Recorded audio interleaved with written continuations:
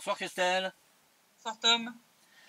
Alors nous sommes arrivés au site numéro 108, nous sommes le 22 septembre 2018 et le bilan en matière de violation du cessez-le-feu, du nombre de munitions est toujours aussi catastrophique, a plutôt tendance même à continuer d'augmenter puisque là on n'a plus je dirais quotidiennement moins de 17 violations par jour. Donc c'est tout est au-dessus. Ouais. Tout est au-dessus et ça continue globalement d'augmenter en nombre de munitions également. Voilà. Et en nombre de munitions, même si c'est plus lentement que par rapport au rythme des dernières semaines, puisque du 15 au 21 septembre, l'armée ukrainienne a violé le cessez-le-feu en RPD à 152 reprises, hein, donc on est en légère hausse par rapport à la semaine dernière, durant laquelle elle a tiré 239 obus de mortier de 120 et 82 mm, principalement dans le sud de la République. Et aussi des véhicules, donc de véhicules de combat d'infanterie, beaucoup de munitions de véhicules de combat d'infanterie. Ils en ont utilisé pas mal contre Staromykhailovka, aussi dans le sud de la RPD. Un peu de lance-roquettes, pas mal de Zouchka, donc les systèmes de défense anti-aérien, lance-grenades, armes légères, pour un total de 1672 munitions au total pendant la semaine. Donc on est à presque 1,5 fois la quantité tirée la semaine dernière. Donc on n'est plus sur des doublements, triplements. Mais bon, ça continue quand même à augmenter. On n'est pas sur une pente descendante. Il faut y rajouter d'ailleurs les 24 violations et les 344 munitions tirées par l'armée ukrainienne durant les dernières 24 heures. Donc, comme on le voit, on a du mal à penser que ça pourrait être pire hein, quand même. Hein. Ça peut toujours être pire. On n'est toujours pas au niveau que ça a connu ici en 2014, mais bon, c'est pas génial. Ces tirs ont touché 24 localités de la République, donc une de plus que la semaine passée. Heureusement, le bilan humain est pas à la hauteur, on va dire, du nombre de violations, puisque cette semaine, suite à ces tirs, un civil a été tué, un a été blessé et un soldat de la RPD a été tué. 10 habitations ont été endommagées, principalement à Yassinovataïa, Staromarinka et Kominternovo. Je vais revenir là-dessus par après. Donc c'était là où j'étais, Kominternovo et Sakhanka ces derniers jours. C'est pour ça qu'il n'y a pas eu il n'y a pas eu d'article pendant quelques jours sur Denis Presse, qui est de retour d'ailleurs. Notre site est de retour. Mais donc il y aura un reportage à venir sur les destructions qui ont eu lieu à Kominternovo et Sakhanka, où les gens pourront voir l'état des destructions des maisons qui ont complètement brûlé jusqu'aux fondations, grâce à l'usage de munitions incendiaires. Ah, évidemment.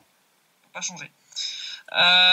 L'autre truc qui se multiplie, c'est les drones, qui sont utilisés assez massivement, donc surtout dans le sud de la RPD où on se trouvait. Ça, c'était les quelques jours là que j'y ai passé, c'était la consigne de sécurité numéro 1. Quoi. C'était si t'entends un drone voler, tu vas te mettre à l'abri parce que soit il est là pour corriger des tirs, soit il est là pour larguer une merde.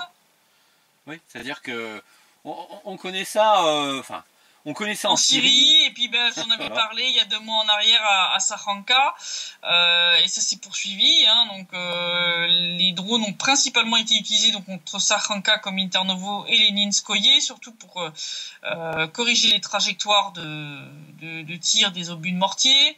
Contre le village de Spartak aussi. En tout, c'est plus d'une vingtaine de drones ukrainiens qui ont été repérés par l'armée de la RPD. 16 ont été abattus cette semaine, donc les soldats de l'RPD ont fait du bon boulot. L'un d'eux, qui a été abattu près de Gorlovka, était porteur d'une charge explosive. Donc ça rejoint ce qu'on avait vu dans le sud de l'RPD il y a 2 mois en arrière. C'est vraiment des méthodes dangereuses. Hein. Je connais des 4 soldats qui ont été blessés comme ça par une grenade de Vogue, donc c'est-à-dire de lance-grenade automatique. Qui a été largué par une de ces cochonneries, et ils n'ont pas assez prêté attention au bruit du drone, et puis le truc leur a pété à côté d'eux, et on a eu 4 soldats à l'hôpital, quoi. Donc c'est hyper dangereux ces trucs-là. Donc l'armée de la RPD, lors du bilan hebdomadaire, a demandé quel serait le prochain stade après les drones porteurs d'explosifs. Est-ce que ça sera les kamikazes qui se font sauter, les voitures explosives, on ne sait pas trop. Et ce matin, j'ai vu un reportage, donc juste avant qu'on prépare le site rep, donc en République populaire de Lugansk, ce matin, Les soldats ukrainiens ont tiré à la mitrailleuse lourde sur un autobus, heureusement sans faire de victimes. Donc, il y avait quand même, je crois, presque une vingtaine de passagers à l'intérieur. Ils ont retrouvé un des projectiles coincés dans la carrosserie, donc c'est intéressant. Leur volonté de tuer était manifeste, même si au bout du compte, heureusement... ils ont échoué, quoi. Ouais, mais bon, ça en dit long quand même hein, sur le respect de l'armée ukrainienne pour la population qui sont censés venir libérer hein, de l'occupant russe et pète un coup fin, quoi. Hein, bref. Et aujourd'hui à 17h, donc l'armée ukrainienne a tiré plus de 10 obus de mortier de 120 mm sur les infrastructures civiles du village de Leninskoye, hein, donc pas loin de là où je me trouvais, hein, donc peu de temps après que je sois revenu à Donetsk. Un transformateur électrique a été endommagé, privant de courant les villages de Leninskoye, Sakhanka, Zaïtchenko et Kominternovo, donc ils sont situés dans le sud de la République populaire de Donetsk. Donc pour l'instant les villages sont sans électricité. Pour pas changer, enfin je veux dire ça leur arrive tellement fréquemment qu'ils en ont l'habitude. Bah, c'est un objectif militaire essentiel, hein, un transformateur électrique. Ça s'appelle une violation de la Convention de Genève surtout. Voilà. L'OSCE en tout cas a dressé un bilan depuis le début de l'année en termes de victimes civiles. Donc depuis le 1er janvier 2018, Alexander Hoog a annoncé que 182 civils ont été victimes du conflit donc dans le Donbass, qui se décline comme suit: 34 civils qui ont trouvé la mort, 148 autres qui ont été blessés. Sur donc cet ensemble, 62 de ces civils ont été victimes de charges explosives camouflées, donc de pièges à grenades, mines, joyeuseté du même tonneau. Et dans ces chiffres, l'OSCE oublie de compter les victimes civiles qui meurent dans des accidents de circulation côté ukrainien à cause de l'état d'ébriété des soldats de l'armée ukrainienne qui sont au volant. Ça se multiplie. Rien que durant la semaine écoulée, 2 civils sont morts, 3 ont été blessés et 2 soldats ukrainiens sont décédés et 5 ont été blessés lors de tels accidents de la route dus à l'abus d'alcool. Le dernier en date a eu lieu près de Volnovacha. Le conducteur d'un véhicule de combat d'infanterie de la 128e brigade des forces armées ukrainiennes a littéralement broyé la voiture d'une civile de 54 ans. Comme ils ont l'habitude de bénéficier d'une impunité totale, ils ne sont même pas arrêtés pour porter secours à la dame. Oui, c'est un excellent exemple pour démontrer que l'armée ukrainienne est bien dans le Donbass pour aider la population. Hein. Tout à fait, voilà. Donc résultat, la dame est morte sur place d'hémorragie alors qu'elle aurait pu être sauvée si elle avait reçu les premiers secours. Voilà. Si après et ça, comme je suis toujours avec des libérateurs comme ça, moi je te dis, t'as pas besoin d'envahisseurs. Hein. Ah oui, puis escompter que la population du Donbass, des 2 républiques revienne un jour en Ukraine, là faut pas abuser non plus. Hein. Ouais. Là, ça va être un petit peu... là, la couleuvre va être un petit peu trop grosse à faire passer, là, quand même. Ah bah, c'est clair, ouais. Autre petite information qui peut expliquer le report donc, de l'attaque qui était prévue dans le sud de la RPD, c'est le côté remplissage des unités ukrainiennes, puisque c'est toujours la catastrophe. Ainsi, la 79e brigade aéroportée, qui devait normalement remplacer la 36e brigade dans le sud, justement, lors d'une prochaine rotation. En affichant qu'un remplissage d'à peine 50%, la rotation a été annulée pour s'inédier, enfin indéfiniment pour le moment. C'est rassurant, puis c'est un bon signe parce que ça veut dire que il y a quand même pas mal de gens qui ont pris conscience du jeu qu'on essaie de leur faire jouer, c'est-à-dire le Chiracanon, hein, tout simplement pour Washington. Hein.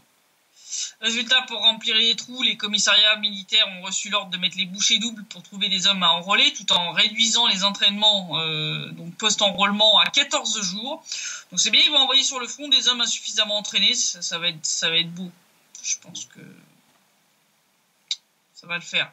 J'ai vu aussi sur internet, quand je regarde certaines vidéos, etc., comme nos IP apparaissent toujours comme étant des IP ukrainiennes, hein, je vois les pubs qu'ils font en Ukraine.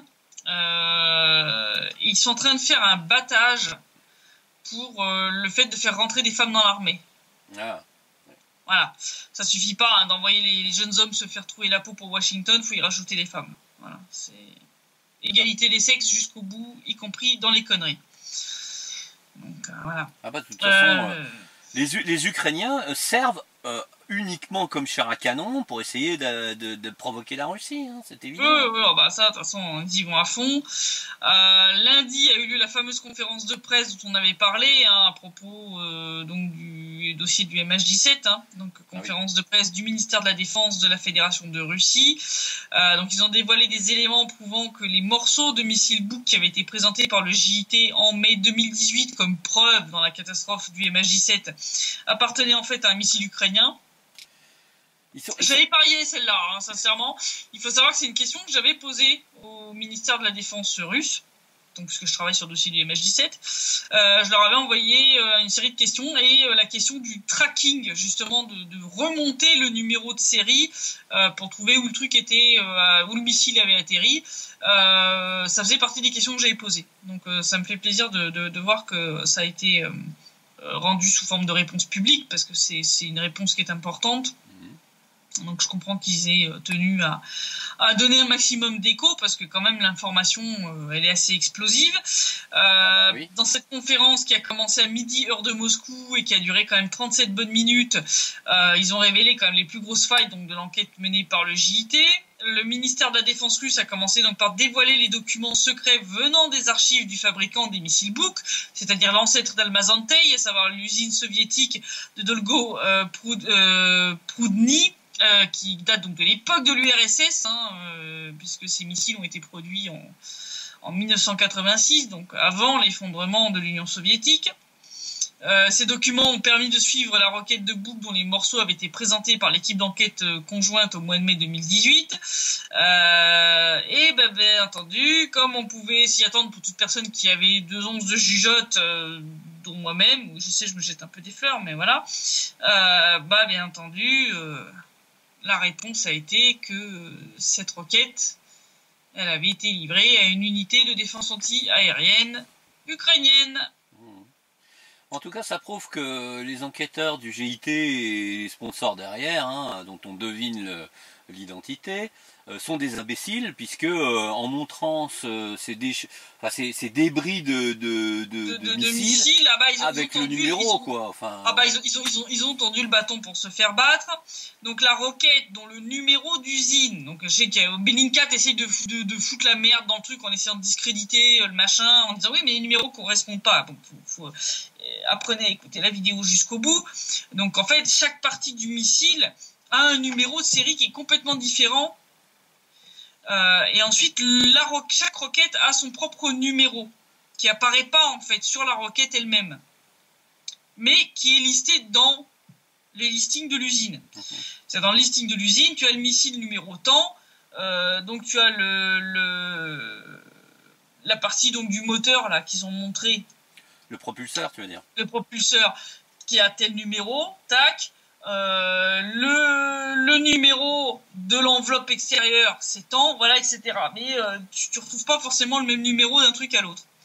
Donc cette roquette dont le numéro d'usine est le 8720, donc on montrera les photos des documents qui ont été montrés par le ministère russe de la Défense.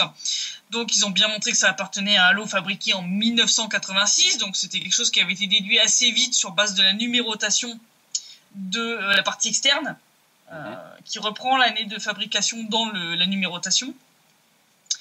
Et donc le numéro a permis de traquer jusqu'à une unité militaire ukrainienne, l'unité 20152, qui était stationnée dans l'ouest de l'Ukraine, donc quasiment en Transcarpathie si je me souviens bien, où elle est restée après la chute de l'URSS, unité qui est devenue par la suite la 223e brigade des forces armées ukrainiennes. Or, cette unité était présente en 2014 dans la zone de ce qui était alors l'opération antiterroriste de Kiev contre le Donbass, où je rappelle le volet MH17 s'est écrasé.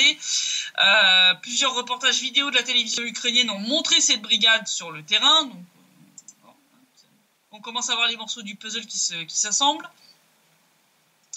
Le chef du département anti-aérien de la Fédération de Russie a tenu à préciser que ce missile livré à l'Ukraine à l'époque de l'URSS n'est jamais revenu ensuite en Russie.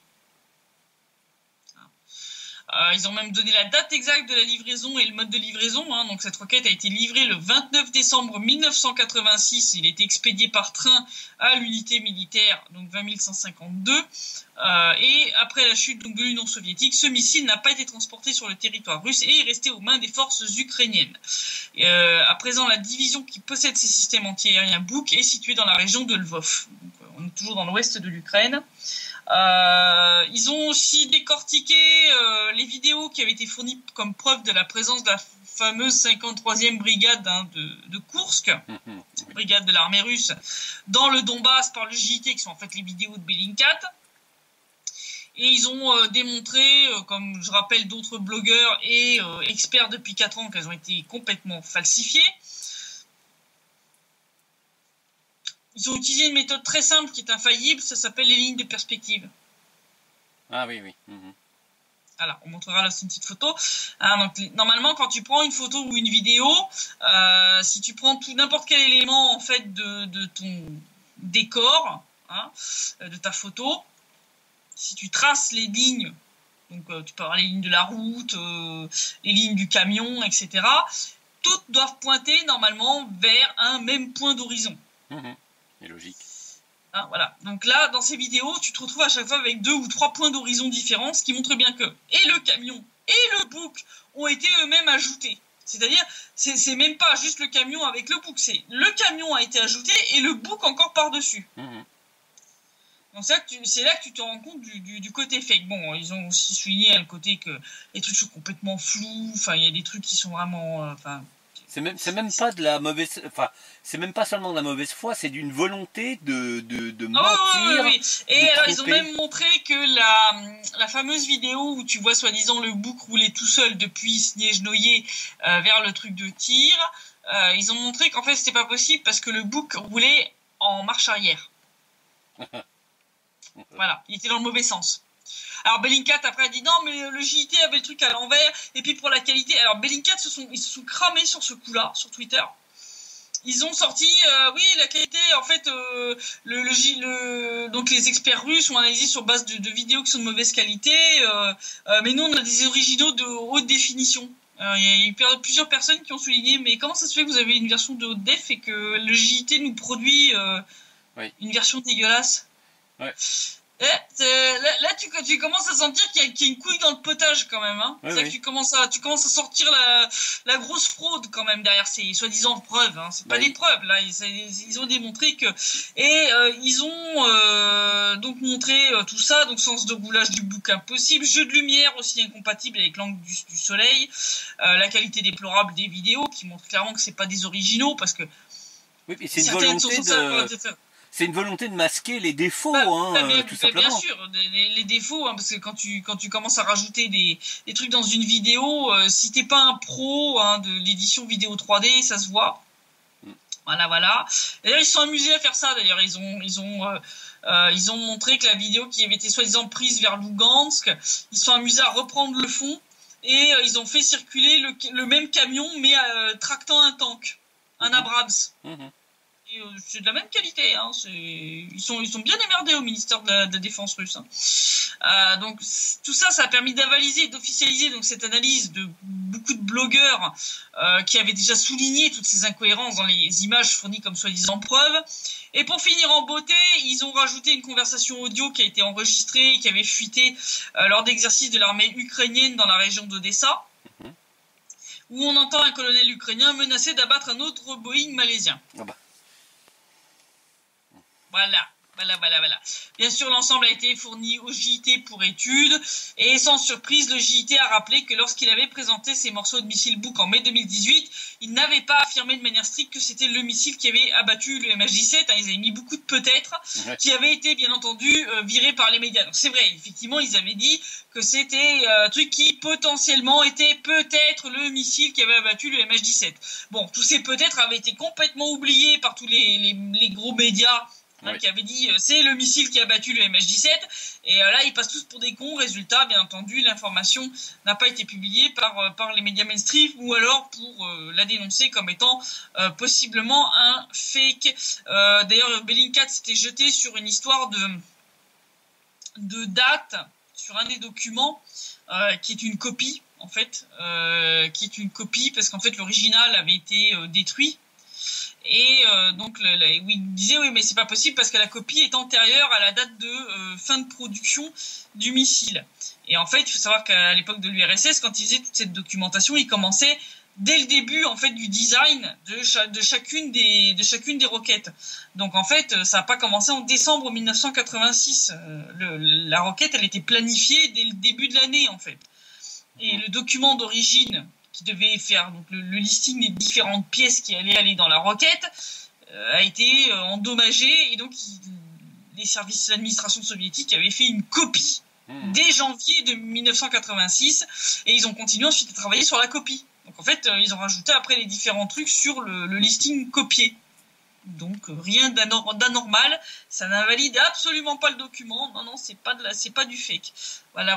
Sans compter que on voit très mal l'intérêt de montrer des débris de missiles Buk si ça n'est que peut-être ce missile-là, sachant qu'en fait ils ont quand même lancé une conférence de presse tonitruante exprès.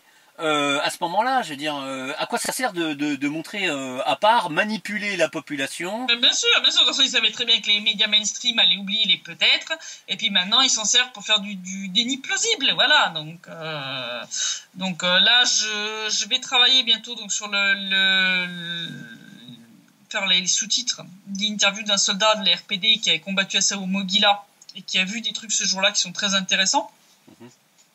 Donc ça aussi, ça invalide quand même lourdement et l'enquête du JT, et ça montre que l'Ukraine a menti, puisqu'il confirme qu'effectivement il y avait des avions de chasse des bombardiers en tout cas de sortie ce jour-là. Depuis Babchenko avec le faux assassinat. Là on en a vraiment une preuve, donc, parce qu'il a dit que donc cet avion leur a bombardé la gueule et a bombardé aussi près de la frontière avec la Russie ce jour-là. Donc il y avait bien au moins un Sukhoi 25 qui était présent dans le ciel ce jour-là. Donc ça veut dire que l'Ukraine a menti, et que c'est pour ça qu'ils n'ont jamais fourni les données de radar primaires en prétendant que leur radar était HS. Bien sûr. Si on regarde l'évolution générale de la situation en Ukraine, on avait parlé de ces annonces à répétition sur la volonté de Poroshenko de mettre fin au traité d'amitié, de coopération et de partenariat entre l'Ukraine et la Russie. Eh bien, ça y est, ça a été signé officiellement, et donc Klimkin a depuis, donc Pavel Klimkin, le ministre des Affaires étrangères ukrainien, a transmis la notification officielle de la résiliation donc de ce traité. On en avait parlé déjà au mois d'août, fin août, parce que c'est le moment où Poroshenko avait déclaré avoir chargé le ministère des Affaires étrangères de préparer les documents pour entamer la procédure de résiliation du traité. Le 30 août, Klimkin avait déclaré que son ministère avait déjà préparé tous les documents nécessaires et que l'Ukraine notifierait officiellement son intention de mettre fin à ce traité d'amitié, de coopération et de partenariat avec la Russie avant le 30 septembre, qui était la date butoir au-delà de laquelle le traité serait renouvelé automatiquement pour 10 ans. Et donc conformément à la décision du Conseil national de sécurité et de défense ukrainien du 6 septembre 2018, l'offre du ministère ukrainien des Affaires étrangères concernant la résiliation du traité d'amitié, de coopération et de partenariat entre l'Ukraine et la Fédération de Russie, signé le 31 mai 1997, a été approuvée. Donc Poroshenko a signé, et la Russie a reçu une notification officielle. Bon, comme on en avait déjà parlé à plusieurs reprises, oui, cette rupture va impacter de nombreux accords bilatéraux entre les deux pays, puisque, comme on en avait parlé il y a 1 ou 2 semaines en arrière, les autres accords bilatéraux reposaient sur ce traité. Donc en fait, si le traité a sauté, en fait tous les accords bilatéraux sautent avec. Un fait qui a été confirmé par Pavel Klimkin, qui a essayé de déguiser ça comme une révision progressive des accords entre l'Ukraine et la Russie. Non, ça veut dire que vous allez devoir refaire des accords pour tout sans avoir de traité de base. C'est assez délirant. Et alors de manière assez cynique, il a en plus expliqué que si l'Ukraine n'avait pas mis fin avant à ce traité, c'était parce que ce dernier leur avait été utile devant les cours de justice, comme la cour d'arbitrage de Stockholm ou celle de Londres, concernant la fameuse dette de 3 milliards de dollars que l'Ukraine doit à la Russie. Oui, comment s'en étonner? Là maintenant, ils sont tellement stupides qu'ils reconnaissent des choses qui peuvent finalement se retourner contre eux à un moment donné, Tout à quand fait. même. Le ministère russe des Affaires étrangères a réagi à cette annonce en disant que c'est des mesures destructrices qui sont prises par les autorités ukrainiennes et qu'elles sont profondément regrettables. Ils ont souligné que la crise actuelle dans les relations entre les deux pays sera inévitablement surmontée, mais qu'elles seront restaurées avec d'autres hommes politiques ukrainiens plus responsables. Moi, je suis un peu moins optimiste que le ministère des Affaires étrangères russe. Je pense que l'Ukraine va continuer dans sa descente aux enfers. Qui sont pas prêts de revoir des hommes politiques responsables et intelligents avant. Ben, on voit pas comment Washington accepterait ces gens-là. De perdre la main mise sur son joujou, ouais, j'ai un peu de mal à le voir. Oui. Donc le fait que cette annonce soit tombée le même jour que la conférence de presse du ministère russe de la Défense concernant le MH17 est quand même assez troublant. Suite à l'annonce donc, que ce missile Buk montré par le JIT est ukrainien, le JIT et d'autres personnes se sont publiquement interrogés sur le fait de savoir pourquoi la Russie n'avait pas divulgué ces éléments avant. Bon, déjà certaines personnes que je connais qui sont assez familiers des archives soviétiques m'ont dit qu'il y avait de bonnes chances que ces archives papier, elles n'avaient jamais été scannées, elles n'avaient jamais été numérisées et que en gros à la chute de l'URSS l'archiviste en charge avait dû taper ça dans des cartons dans un vieux hangar moisi. Oui. Donc ils avaient dû certainement s'amuser pour aller remettre la main dessus. Hein, voilà. L'autre raison potentielle, c'est peut-être tout simplement que parce que de par ce traité d'amitié, et entre autres son article 6, et de par les relations historiques et fraternelles entre les deux peuples, la Russie ne voulait pas agir de manière ouvertement hostile contre l'Ukraine. Jusqu'à lundi, quand l'Ukraine a officialisé le fait qu'il rompait ce traité d'amitié. C'est vrai que cette théorie-là est beaucoup plus solide que la précédente, du point de vue logique. Parce que là, la divulgation qui a été faite quand même par le ministère russe de la Défense pointe quand même directement du doigt l'Ukraine pour sa responsabilité dans la catastrophe du MH17. Si on devait faire une analogie, si les relations actuelles entre l'Ukraine et la Russie étaient un match de boxe, en dénonçant le traité d'amitié entre les deux pays, Kiev vient d'autoriser Moscou à retirer ses gants avant de frapper. Voilà. Et après des années à jouer la conciliation pour essayer de maintenir de bonnes relations avec le pays voisin malgré toutes les provocations de Kiev, il semble que la Russie soit décidée à enlever les gants. Si c'est le cas, je pense que l'annonce de lundi concernant le MH17 risque de n'être que la première d'une série de divulgations qui pourrait faire très mal à l'Ukraine. Je fais un petit parallèle avec le film qui s'appelle Le Cinquième Élément, que j'aime beaucoup. Il y a une petite phrase dont je pense la Russie pourrait faire sienne cette citation de Corben Dallas, le héros du film, qui dit « Vous voulez pas la jouer soft, je suis pas contrariant, vous voulez la jouer hard, on va la jouer hard ». Et ben, je pense que ça va devenir comme ça. Je pense que l'affaire Skripal était également visée à terme. Je pense que ça va être un ensemble. Je pense qu'ils vont faire un petit package pour tout le monde. D'ailleurs, j'encourage les gens à aller lire les autres articles de ce traité qui imposait entre autres à l'Ukraine de respecter ses minorités ethniques, de ne pas faire pression sur elles pour abandonner leur langue ou leur tradition, maintenir l'enseignement du russe à l'école, respecter le droit des peuples à décider de leur sort. Quelques-uns des très nombreux points que l'Ukraine post-Maïdan a violés à 300%. Oui. Voilà. Non, c'est pour ceux qui veulent sortir. Oui, mais quand la Russie a récupéré la Crimée, c'était une violation du traité. Si l'Ukraine n'avait pas commencé par violer déjà tout un paquet de rectés dedans, ça serait en droit de l'ouvrir, mais là, en fait, non. Et donc, je rappelle, pour ceux qui n'avaient pas suivi les épisodes précédents, que ce traité définit les frontières entre la Russie et l'Ukraine. Ouais, la position des frontières. Ouais. Et la reconnaissance mutuelle de ces frontières. Donc ça veut dire que là, la Russie est dégagée de son obligation de reconnaître les frontières qu'elle partage avec l'Ukraine. Est-ce que j'ai besoin vraiment de vous expliquer ce qui va se passer? C'est le retour de bâton. Voilà, ils ont envoyé un boomerang, et faut pas qu'il s'étonne. Parce qu'il faut savoir que l'Ukraine n'a jamais officialisé auprès de l'ONU ses frontières. Ils n'ont pas fait la procédure complète de démarcation, mesure, tout ça qui doit être fait. Donc en fait, les frontières de l'Ukraine sont reconnues uniquement par ce genre de traités bilatéraux et elle vient d'en faire sauter un. Ouais, c'est quand même important. Non, mais tout va bien. Bravo Porky, bravo. Oui. Puis alors, niveau financier, ça s'arrange pas. On pensait que le FMI allait débloquer une autre tranche, et ben c'est mal barré, parce que le gouvernement ukrainien et le FMI sont pas tombés d'accord. Le FMI a refusé de reprendre le financement jusqu'à ce que la Verkhovna Rada, donc le Parlement ukrainien, adopte le budget de l'État 2019. Donc c'est le rapport qui a été publié par le FMI le 20 septembre. Comme le budget est généralement adopté en décembre, ça signifie qu'il est peu probable que l'Ukraine reçoive de l'argent avant la fin de l'année, ce qui rapproche le pays du défaut de paiement, c'est-à-dire en clair de la faillite. Voilà, donc je rappelle, on en avait parlé, la mission du FMI est arrivée en Ukraine le 6 septembre pour 2 semaines de travail intensif. Normalement, donc le FMI et l'Ukraine devaient signer un mémorandum de coopération avant la fin de la visite pour lancer un nouveau programme de financement et qui remplacerait le programme actuel avec l'Ukraine qui n'est pas arrivé au bout puisque l'Ukraine ne respecte pas les conditions demandées par le FMI.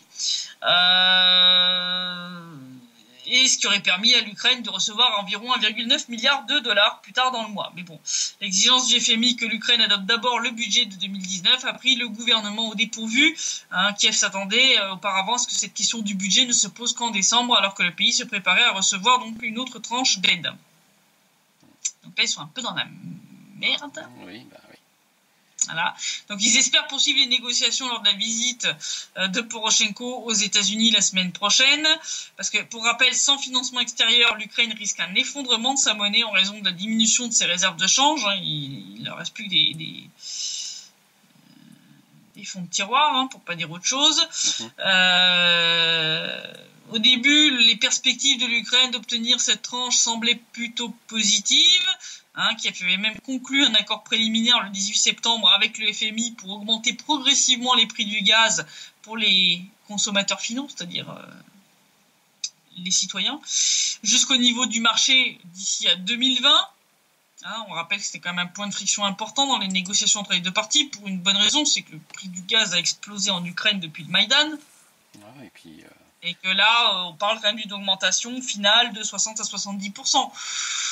C'est pas de la petite augmentation basée sur l'inflation, quoi, tu vois. Non, pas vraiment. Oui. Il y a des gens qui vont vivre sans chauffage cet hiver. L'hiver ukrainien. Il va être sympa. Voilà, ouais.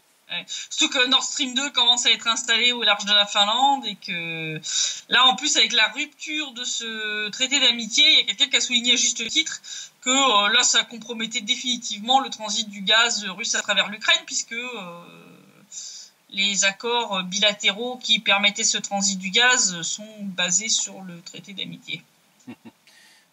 Ils ont voulu le donc là, Merkel a plus le choix. Voilà, c'est tout. Maintenant, Merkel a plus le choix. Soit elle fait en sorte que Nord Stream 2 soit construit en temps et en heure, soit elle se retrouve sans gaz.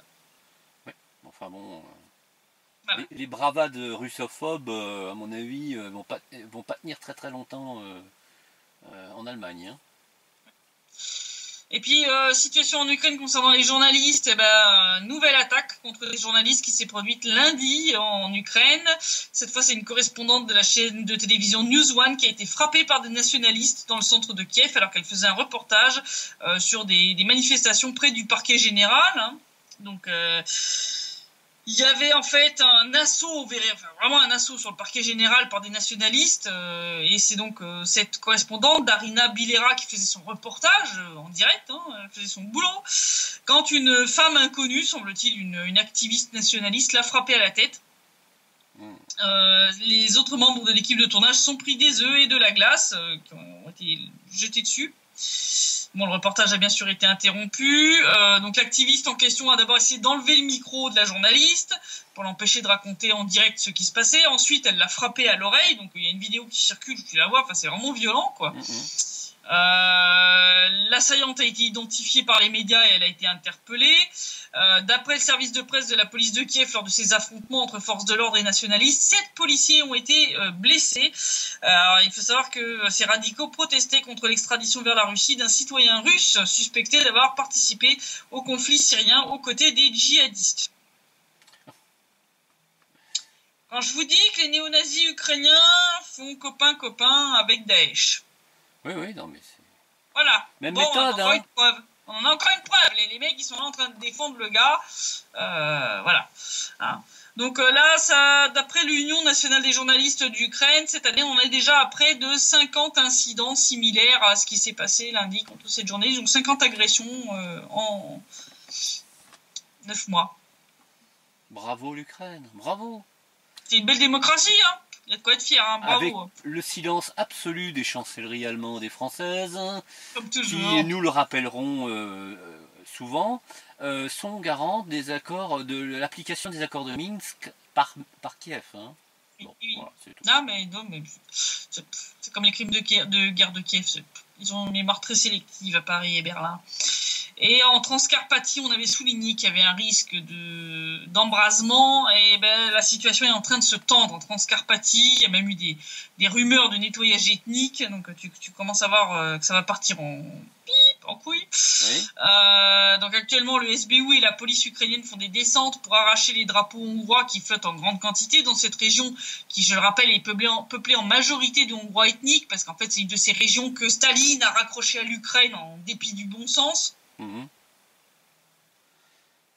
Ah oui. Bref, et c'est vrai qu'il y a beaucoup de bâtiments publics là-bas où tu as le drapeau ukrainien et le drapeau hongrois qui flottent sur les bâtiments, quoi. Donc là, il y a eu une vidéo qui a circulé montrant un homme menotté au sol, dans laquelle on voit un employé du SBU jeter à côté de l'homme le drapeau hongrois qu'il a arraché un peu plus tôt. Des Ukrainiens qui ont la nationalité hongroise, on avait parlé, hein, cette distribution de passeports par la Hongrie. Mmh. En Transcarpathie, eh ben, les Ukrainiens qui ont aussi la nationalité hongroise commencent à être fichés sur Mirodvorets, donc le fameux site contre les ennemis de l'Ukraine. Donc ça commence à devenir... ça va partir en couille, cette histoire. Hein. Je pense que ça va mal se terminer. Le durcissement de la situation en Transcarpathie est justifié par Kiev, par Pavel Klimkin, par le fait que la Transcarpathie pourrait devenir un nouveau Donbass. Alors, en traitant les gens comme ça, je suis pas sûr que ça va leur donner envie de rester en Ukraine. Je crois que vous avez définitivement pas compris que la méthode forte, c'est pas la bonne méthode. Oh bah c'est la méthode Washington, hein, de toute façon. Donc, Ouais. Bon, rajoutez à ça que Kiev menace d'expulser l'ambassadeur de Hongrie. Je pense qu'on a un bon petit paquet d'ingrédients prêts pour mettre le feu aux poudres, et je pense que ça va partir en sucette. Je pense que là, la Hongrie est rentrée dans le collimateur à cause de ces mesures anti-immigration, anti-sanctions contre la Russie, anti-Soros, hein, puisque la Hongrie a voté une loi contre Soros. Donc là, ça y est, ils sont rentrés dans le collimateur, et je pense que ils vont préparer une provocation en Transcarpathie pour pousser Orban à réagir, quoi. Bon, je rappelle qu'Orban avait déjà demandé il y a des mois en arrière à son état-major de préparer un plan au cas où les Hongrois ethniques seraient menacés en Ukraine. Absolument, oui. Voilà, lui, il s'en est même pas caché. Hein. Donc, bon, les gars, c'est bien de jouer avec le feu, mais à un moment, quand vous allez avoir guerre de religion, parce que j'ai fini par publier l'article sur l'autocéphalie pour l'Ukraine, donc on mettra le lien dans la description pour que les gens puissent aller lire l'article complet où j'explique plus de choses encore que ce que j'avais énoncé la dernière fois. Je ne l'ai pas remis dans ce site-web pour pas refaire une répétition. Mais donc, ils sont en train de nous préparer une guerre de religion. Ils sont en train de foutre le feu à la Transcarpathie. Et ils viennent de se tirer 2 coups de bazooka dans chaque pied en annulant le traité d'amitié, de coopération et de partenariat avec la Russie qui définissait les frontières et l'inviolabilité des frontières et du territoire de chacun des 2 pays. Donc ce qui fait que la Russie, ils viennent de lui délier les mains. Là, ils viennent de délier les mains de Moscou. Si Moscou décide demain de reconnaître les RPD et les RPL, ils peuvent plus rien dire puisqu'ils ont eux-mêmes fait sauter le traité qui contraignait Moscou à... Et là, je suis même pas sûr que ce soit un argument solide pour les gens qui veulent absolument la guerre dans le Donbass et provoquer la Russie, je dirais même. Non, mais d'un point de vue légal, ce sera comme l'histoire avec la Géorgie en 2008, ils pourront toujours gueuler dans les médias, dans la réalité, en termes de droit, la Russie sera dans son bon droit. Point barre. Et pendant ce temps-là, à Kiev, j'ai hésité à le mettre dans la partie militaire, puis finalement j'ai trouvé ça tellement tragicomique que j'ai décidé de le mettre pendant ce temps-là à Kiev. C'est l'armée ukrainienne là, qui est en train de se gargariser dans ses médias aux ordres d'avoir libéré une partie du territoire du Donbass, donc face à la République populaire de Lugansk, et d'y avoir dressé le drapeau ukrainien. On mettra une petite carte. Military Maps. Bon. Alors en vrai, ce qu'ils ont libéré, c'est une ferme située à 6 km de Zolotoye et à côté de Pervomaïsk, hein, qui est sur la ligne de front en République populaire de Lugansk, et qui se trouve en pleine zone démilitarisée. La zone grise, quoi. La zone grise, c'est-à-dire la zone où il n'y a aucun soldat. Voilà. Alors, même comme ça, hein, ils s'y sont mis quand même à 80 soldats ukrainiens pour occuper cette ferme. Et c'est pas la première fois, hein. Non, c'est pas la première, hein, on a déjà fait plusieurs fois. Alors, et puis faire flotter le drapeau ukrainien, filmer ça, et puis dire, regardez, c'est une grande victoire. Je sais pas pourquoi il y a besoin de 80 soldats ukrainiens. C'est pathétique. Et je sais pas contre qui ils ont obtenu cette victoire, parce qu'il n'y a pas de soldats. Bah, les sangliers, hein. Les gruis-gruis, ouais, ou alors peut-être les poules et les cochons qui se trouvaient encore dans la ferme. Je sais pas qui est-ce qu'ils ont combattu, en fait. C'est vraiment pathétique. Ouais. J'ai plus de mots, sérieusement. Ouais. Quand on vient à faire des grands reportages en mode regarder la grande victoire pour avoir récupéré une ferme dans une zone démilitarisée et que vous y êtes mis à 80 pour aller occuper le bâtiment. Ouais, grotesque. C'est grotesque. C'est d'un ridicule, mais franchement, c'est pathétique, c'est encore en dessous de la réalité. C'est l'Ukraine. C'est l'Ukraine, voilà. post-Maïdan. Voilà. Donc, comme je l'ai promis aux gens, donc, il y aura un reportage à propos de Sakhanka Komin Ternovo. Il va y avoir du matériel à propos du MH17. Je continue de travailler sur le dossier de fond, mais là, les éléments qui m'ont été apportés par la Russie sont extrêmement importants et viennent corroborer certaines choses et montrent bien définitivement que l'Ukraine, qui est, je rappelle, membre du comité d'enquête sur la partie pénale, donc la partie JIT, n'a rien à foutre là. Elle est gravement compromise. Hein, elle est gravement compromise. Ça reste un suspect potentiel. Et là, la façon dont la Russie a démonté les preuves du JT montre que ces preuves sont fabriquées de toutes pièces très certainement par le SBU, par Kiev, et que donc toute l'enquête est bonne achetée à la poubelle. C'est assez pathétique, ça aussi, et moi ça me met en colère parce que les familles des victimes subissent un véritable lavage de cerveau aux Pays-Bas. C'est là où il y a le plus gros contingent de victimes, avec des associations de défense des familles des victimes qui s'appellent, et c'est vrai, le Bureau de la Vérité. Ouais, bah. Hein, si ça vous rappelle 1984, c'est pas fortuit. C'est pas fortuit, voilà. Et on leur bourre le mou avec c'est la Russie. Sauf qu'en réalité, les vrais coupables ils se trimballent toujours dans la nature, et si on continue comme ça, effectivement, ils seront jamais jugés. Et là, à un moment, il faut arrêter les bêtises. Je veux dire, les familles des victimes méritent la vérité. Elles méritent la justice, une vraie justice, pas une justice complètement fake sur des bases de preuves bidouillées par un des suspects potentiels qui se retrouve parmi les enquêteurs. Comme je l'ai déjà dit, comme j'ai déjà fait plusieurs fois cette analogie, un policier qui serait suspecté de meurtre ne pourrait pas faire partie de l'équipe d'enquête. Pour des raisons évidentes. Personne ne l'accepterait d'ailleurs. Personne. N'importe quel juge, il te rétoque ça en 2 minutes. Il te dit ça, c'est invalide, les preuves sont probablement falsifiées. Hop là, vous pouvez prendre toute l'enquête, vous pouvez l'acheter à la poubelle. Et parce ce qui est valable pour une enquête de police normale, c'est encore plus valable pour une équipe d'enquête internationale. Il y a 298 morts à la clé quand même. Hein. Oui, quand même, 298. Je suis désolé, les membres des membres des familles des victimes. Les familles des victimes méritent la vérité, méritent la justice. Et à un moment, il faut arrêter les bêtises. Donc voilà, comme je le disais un peu plus tôt dans le site rep, le site de Denis Press et de Denis News est de retour, c'est-à-dire on a enfin résolu le problème technique qui était assez grave. On en a profité pour alléger le design des 2 sites. Donc si les gens qui vont y retourner, ils vont voir que c'est un peu plus light. Donc on va reprendre le travail en mode normal sous peu. Donc voilà quoi. Après ces quelques jours d'interruption où j'étais sur le terrain, le temps de travailler tout le matériel que j'ai, les traductions, les sous-titres, et je vous promets, vous allez avoir des trucs très intéressants à vous mettre sous la dent.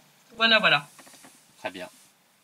Donc je te souhaite une bonne soirée, je te dis à la semaine prochaine. Je pense que la situation va continuer comme ça en mode escalade lente. Je pense pendant encore un petit moment, jusqu'à ce que l'Ukraine se retrouve, je pense, en défaut de paiement. Quand ils vont se retrouver en défaut de paiement, là, je pense qu'on se tapera une attaque qui servira de diversion médiatique et de bon moyen pour Poroshenko d'instaurer la loi martiale et de faire sauter les élections pour lesquelles il est quand même donné totalement perdant. Donc, je pense que la tentation sera très très grande, mais je pense que ça va se faire progressif. Je pense que ça va être par palier. D'accord. Donc, je te dis à la semaine prochaine. À la semaine prochaine, merci Christelle, et puis prudence, parce que l'escalade est là quand même. L'escalade est là quand même, et donc je continuerai à vous informer régulièrement, aller sur le front pour évaluer la température. Merci, à très bientôt, à samedi prochain Christelle, au revoir. Samedi prochain, bonne soirée, au revoir.